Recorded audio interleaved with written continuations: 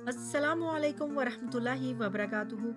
Quran light और Reddit की जानिब से खुश आमदीद। कहा जाता है कि मिसवाक जो मुंह और दांतों की सफाई के लिए इस्तेमाल होती है, ये हजारों साल कबल भी यूनानी, रूमी और मिस्री तहजीबों में इस्तेमाल होती थी।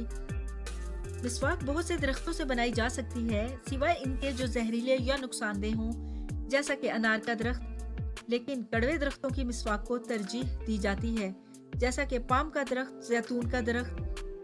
मिसवाक में कुदरती एंटीबैक्टीरिया होते हैं जो दांतों की खराबी और मसूड़ों की बीमारी को रोकने में मदद करते हैं और मुंह के कैंसर को भी कम करते हैं। मिसवाक अरबी जुबान का लफ्ज है जिसके मायने दांत साफ करने वाली स्टिक के हैं। मिसवाक दांतों को सफेद और चमकदार बनाने में मददगार साबित होती है।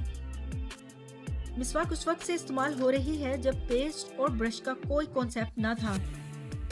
दर हकीकत ब्रश और पेस्ट मुंह और दांतों के लिए कई मुज़र असरात रखते हैं।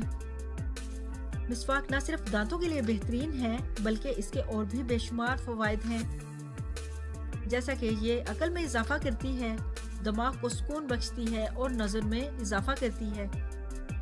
ये कमर को मजबूत बनाती है, कुव्वत हाफजा में बेहतरी पैदा करती है और हाजमा को दुरुस्त रखती है।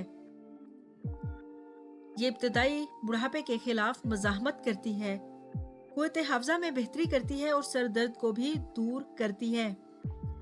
ये हमारे डाइजेशन सिस्टम को भी बेहतर बनाती है, बलगम को दूर करती है और सबसे बढ़कर इसमें रब्बुल आलमीन की रजा है।